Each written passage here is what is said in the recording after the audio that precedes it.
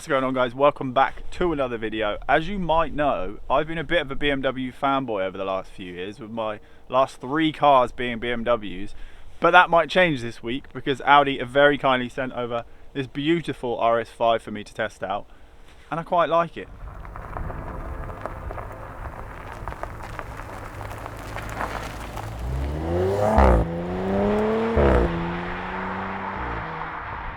First of all, we have to talk about this colour because it is very red.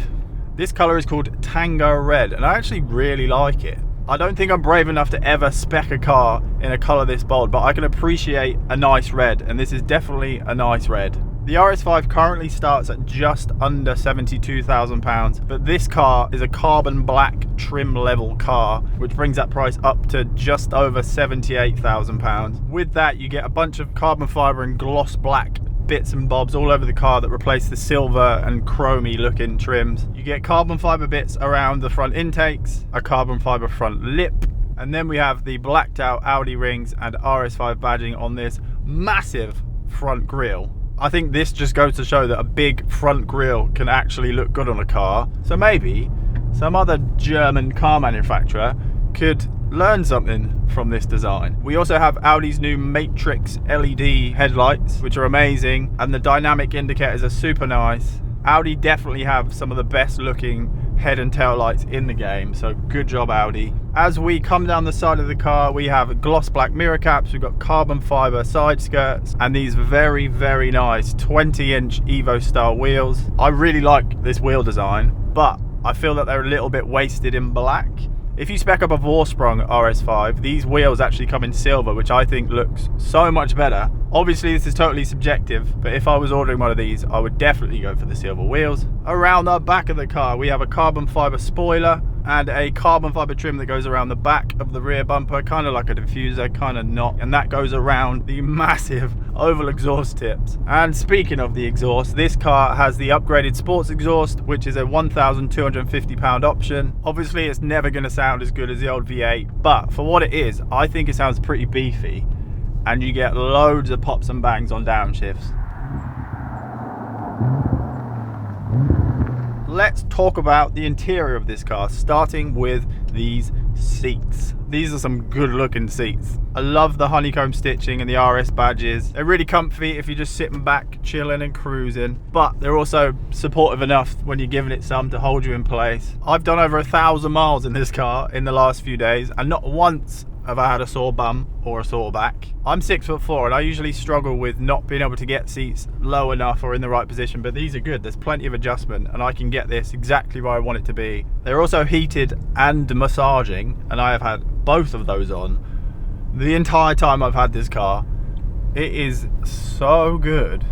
I have to say, there is so much room in here. It's one of the first things I noticed when I got into this car. The open space, so much open space. But that open space definitely doesn't continue in the back of this car. If I have the driver's seat set to where I want it, I cannot fit in the back. I cannot fit in the slightest. I think you'd have to be under 6 foot to fit in the back of this car. So if you're planning on using this car and filling it up with people, maybe look at the Sportback instead. I don't actually know if that car has more space in the back seats, but you would hope it would. If it doesn't, then you probably want to look at either an RS4 or an RS6 that have plenty of space. With this car being the carbon black trim level, you get carbon fibre bits all over the interior. There's bits on the doors, the centre console, all across the dash. There's Alcantara on the doors, which is really nice. Overall, this is a really luxurious and premium feeling place to be, but there is one thing that I have a big problem with, and that is this piano black section right here in the middle. It looks amazing when it's just come out the factory and it's all clean and shiny. As soon as it gets dusty and then you clean it a few times, it's just covered in scratches, covered in like little micro swirls. Get it gone. In front of me we have Audi's infamous digital dash, or virtual cockpit as they call it. It's a 12.3 inch high resolution display, really nice graphic design. You can customize it all to get everything exactly where you want it, and I love the fact that it's just the driver's dedicated screen. It makes you feel like you're in a cockpit and this is your area rather than having a massive screen that comes all the way across. Then in the middle we have this giant 10.1 inch touchscreen, which, like the digital dash, is sharp, responsive. I have to say though, I'm not a fan of the way that this screen looks like it's just been stuck onto the dash. I much prefer screens that are built into the dash rather than just this massive blob sticking out. I'd love to see the next RS5 get the same kind of screen design as the new RS3. That one is built into the dash. Much better, much better. And there's another issue with this screen situation, and that is most of the car's controls can only be controlled through the touchscreen. This is really annoying, and I don't understand this whole touchscreen fad that's going on at the moment. It's crazy that we're allowed to have our fingers all up all over this screen, but if you just so much as touch your phone, you're a straight up criminal. Firstly, you have to look over to the left to see the screen, then you have to reach over, try and click the right button, which is difficult when you're bouncing all over the place. It just doesn't make sense. A lot of cars seem to be going in this same kind of touchscreen direction, which is a shame, but at least Audi have left us with some actual physical buttons for the essentials, like your heating, your driving modes. Anyway, what else have we got? We've got a head-up display right in front of me. A head-up display is one of those things that once you've had it, you can't really go without it, or you don't want to go without it again. This car has the comfort and sound pack, which gives you things like keyless entry, a Bang & Olufsen sound system, which is pretty decent. You get a bunch of extra interior lighting that you can fully customize, so you can get those interior vibes exactly how you want them. And then you get the 360-degree camera setup that lets you see a bird's eye view of the car while you're parking. With all the extras, this car comes in at just under £85,000, which is mental. If you were to fully spec up a Vorsprung RS5, the top of the line model, all the extras, carbon ceramics, maybe like an Audi special paint, you are hitting £100,000. Cars are so expensive now. Right then, I think it's time to get on to the exciting stuff. Should we start with a launch? I think we should start with a launch. This is a good spot. Let's chuck it in RS mode. Slam the brake, slam the throttle, build the boost.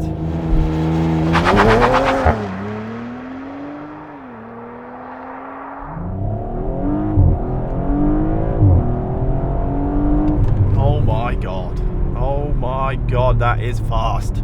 Audi claim a 0 to 60 time of 3.9 seconds, but this is definitely quicker than that. People have measured the 0 to 60 in as low as 3.4, 3.5 seconds, but even in these icy and wet, slippery conditions, it will do it in less than 4 seconds all day. And that is thanks to the RS5's 2.9 litre twin-turbo V6 that's pumping out 444 brake horsepower and 443 pound-foot of torque to all four wheels, thanks to Audi's Quattro system. It is crazy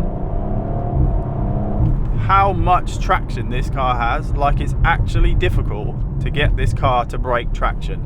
As I mentioned earlier, we do have the sports exhaust on this car, and it sounds really good. If you keep it in the quiet mode, valves closed, it's really quiet, nice and chill. But chuck it in RS mode, valves open up, and it is a lot louder.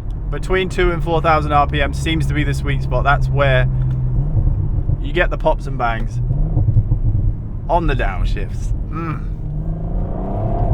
And it pops on every upshift as well. I would like it to just be a little bit louder, but all things considered, as V6s go, I'm really impressed with how good this sounds, especially with all the new regulations and all that rubbish. With this being the sports exhaust, I would imagine the stock exhaust just being completely silent. So this is probably a good option to tick if you were ordering an RS5. So how does this car drive? Well, it's hard to explain, but the only way I can really put it into words is it drives really safe. It's just safe. It's not the most engaging drive, but my god, is it capable. Oh my goodness. The steering is nice and light when it's in the lightest mode. In any other mode, it's too heavy. The steering wheel is lovely, nice and thin. It really makes you realise just how fat BMW's steering wheels are. You don't get a huge amount of feedback through it. It's quite numb, but it's precise. And the speed that you can carry through corners is just mind-boggling.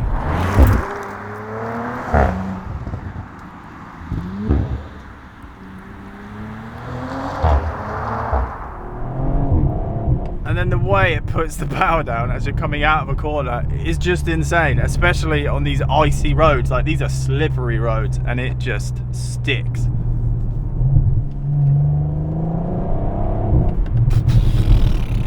The suspension feels like the perfect balance between comfort and aggression. Yeah, it definitely leans more on the side of aggression, especially on this bumpy road, but if you want a comfy car, you get an A5, you get an S5, which I'm sure are way more softer than this is. You can spec this car with Audi's dynamic ride control, they call it, which I'm sure would give this car a bit more breadth when it comes to comfort and sportier driving. But for a standard suspension setup, I think this is spot on.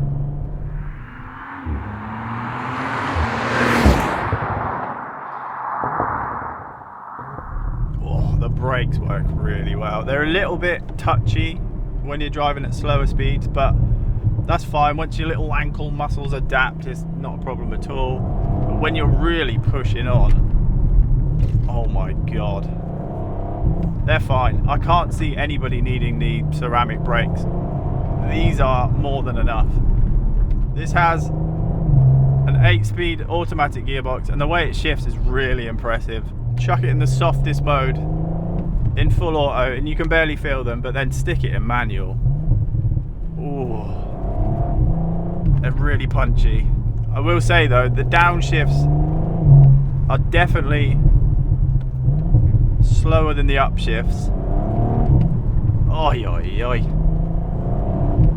And when you're in auto mode and you put your foot down, it's not the quickest to react and it's not the quickest to kick down into the right gear. And I feel like I have to say this, but Audi, can we please get some better, bigger, more special paddles for this car? These are just tiny, they feel a bit plasticky, and the RS5 deserves better.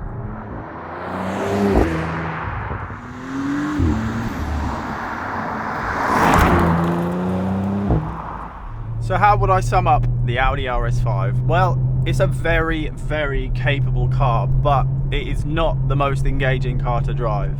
I know this sounds crazy, but it's almost too good. It's almost too easy to drive. It will just do exactly what you want it to do, and it will do it in the most efficient and safest way possible. And that's fine, because that's what some people want, and that's what differentiates the RS5 from other cars in this kind of segment. The RS5 feels like a grown-up's car. It's luxurious, it's elegant, it's comfortable, but underneath it's an absolute savage. It flies under the radar, and I think that makes this car pretty cool in my books.